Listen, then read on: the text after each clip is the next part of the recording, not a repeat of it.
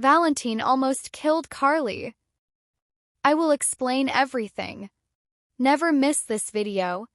Please subscribe to the channel. Brennan realized the champagne had been tampered with, but too late to stop Carly from being poisoned. He rushed her to the hospital and contacted the WSB for help identifying the poison, which turned out to be polonium. Valentin broke into his old house to retrieve a hidden cache of documents and passports only to be interrupted by Sonny with a gun. Valentin tried to bargain by revealing that the bomb that blew up his place was stolen from the WSB and used by a hired hitman, so Sonny let him go. Anna called Robin about the polonium antidote, but the WSB came through with it first and Carly's life was saved. Felicia and Lucas both urged Carly to end things with Jack before it was too late, but she wouldn't listen. Laura urged Valentin to turn himself in, but he insisted that was a death sentence.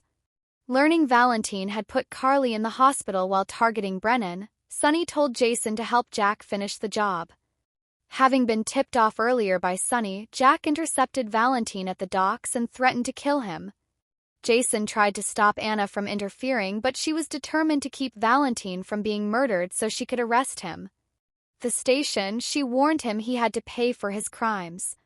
Jason visited Valentin and offered a favor in exchange for dirt on Brennan.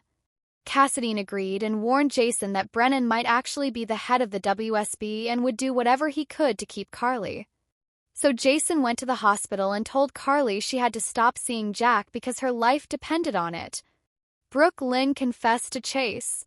Through explaining how upset she was at her mother and grandmother for keeping secrets, Brooke Lynn told Chase that Dante is her baby's father. He reeled from the revelation as she explained what happened at summer camp and how Cody knew because he helped her. Chase agreed she did the right thing giving the baby up for adoption, but insisted Dante deserved to know about it. She argued that it was too dangerous and begged him to keep quiet.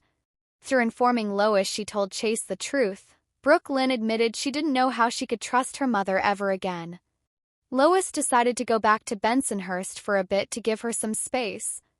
Chase told Lulu he knew everything and warned her to stop badgering his wife. Portia and Nina plotted against Drew. Anna arrived at Laura's with a federal marshal to arrest Martin for not paying alimony to one of his wives. Tracy showed up to gloat and Martin realized she did this as payback for the crypt. Laura insisted that was Drew's fault and Martin was just doing his job, but when Martin argued the law was on Drew's side, Tracy ordered the marshal to arrest him. Nina urged Willow to reconsider moving in with Drew, offering to buy her a house of her own. Tracy informed Drew his attorney was in jail, but Drew refused to give up the fight, and when Willow arrived, she naturally defended her beau, blaming Tracy for everything. Ezra Boyle showed up at the hospital for Drew's press conference and made snide comments about the mayor not attending. Trina was proud of how Kai did in front of the press, and Drew thanked Portia for her help, but the doc was secretly eyeing Drew's medical file. Nina argued Willow could lose her children if she moved in with Drew, but Willow insisted Drew would never let that happen. After leaving, Nina sneaked back in and rifled through Drew's safe. Lucas and Marco connected. Lucas woke up with a massive hangover and Marco assured him that they didn't have sex because he was in no condition to consent.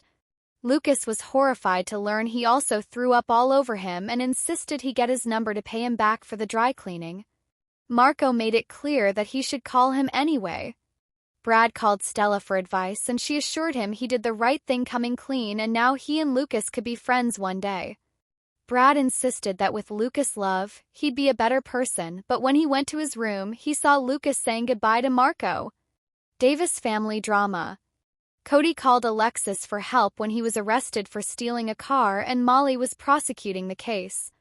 Rick tried to offer his help, which just sparked another argument between him and Alexis.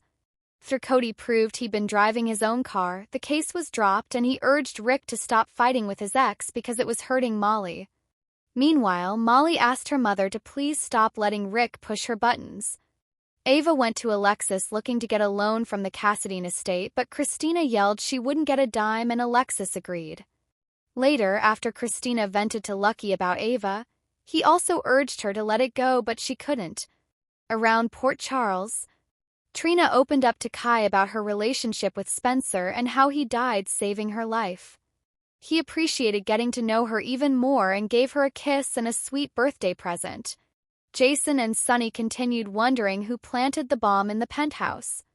It didn't match Sidwell's bomb, but Sunny doubted it was Brennan because he wouldn't want to hurt one of Carly's kids. He also urged Jason to take good care of Sasha. Jason agreed not to tell Carly that Sasha's baby is her grandson for now, and agreed to get the sonogram picture to Michael. Lulu wanted Rocco to come live with her in Charlotte, but Dante wasn't crazy about the idea and suggested they take it slow. Lulu was happy to be staying at Laura's with her kids but told her mother she needed a place of her own. Vaughn interrupted Jocelyn studying Easter Island for her cover story and warned her that being a spy is a lonely life because she has to keep everything from her family and friends.